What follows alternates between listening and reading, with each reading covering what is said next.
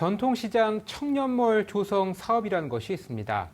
정부가 청년 창업 지원과 전통시장 활성화라는 두 마리 토끼를 잡겠다며 지난 2016년부터 시작한 사업인데요.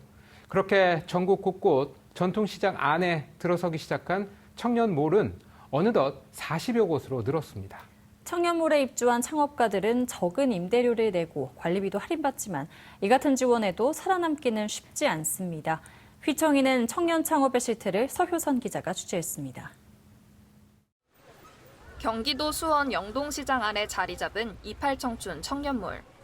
한창 북적여야 할 점심시간이지만 식당가는 텅 비어 있습니다. 문을 연 식당도 3곳뿐입니다. 소상공인시장진흥공단 자료를 보면 2017년에서 2018년 개장한 청년몰 가운데 생존한 점포는 대부분 3곳 안팎입니다. 롤가스나 스파게티 이런 종류들이 좀 청년몰에는 많이 들어와 있는데 어른들은 어떻게 보면 여기 재래시장이라 어르신들은 좀 주문하시는 것도 좀 어렵고 메뉴들도 이름도 좀 어렵고 또 이렇게 찾아 픽업하는 것도 좀 어렵고 좀 어려워하시는 것 같아요. 수도권 대학가 앞에 있는 청년몰도 사정은 다르지 않습니다. 원격 수업이 실시되고 유학생들의 발길이 끊기면서 서울 서대문구 2와 52번가에 최초로 문을 연 청년 점포 20여 곳 가운데 살아남은 곳은 한 곳뿐입니다. 이런 가운데 서울 DDP 패션몰에 위치한 반값 임대 점포는 높은 입점 기준을 적용하고 철저한 심사를 거친 덕에 60% 이상의 청년 창업가가 살아남았습니다. 청년 스타트업이라고 하더라도 어느 정도 이렇게 전문가를 적인 일을 하고 계시고 또 어떻게 보면 이 동대문에서 그 직원으로 일을 많이 하셨던 분들이 창업을 하시니까 아무래도 창업 노하우는 더 많이 녹아 있어서 오랫동안 그 사업을 유지하고 있지 않나 그렇게 생각을 합니다. 입점한 청년 창업가들은 임대료를 기존 가격의 절반만 부담하고 온라인 판매를 위해 필요한 시설인 V커머스 스튜디오 등을 무료로 이용할 수 있습니다.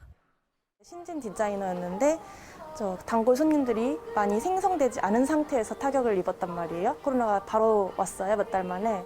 감면 혜택도 있었고 그 외에도 관리금 같은 것도 많이 내려주시고 하셔서 혜택은 많이 받았어요.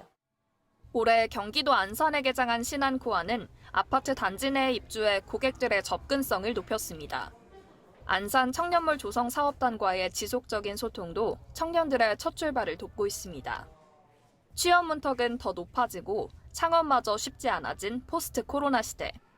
청년 창업가들은 단순한 금전 지원보다는 시대 상황과 현실을 반영한 꾸준하고 체계적인 사후 관리를 원하고 있습니다. 청년 창업가들한테 이제 어떠한 지원을 해준다라고 했을 때 어떻게 써야 될지 모르는 청년들이 많기 때문에 단순하게 돈만 주고 끝나는 그런 것보다는 좀 어떤 전문적으로 도움을 줄 수 있는 것도 좀 필요하다고 생각합니다. 코로나19 사태까지 더해지며 취업 문턱은 더 높아지고 창업마저도 쉽지 않은 상황.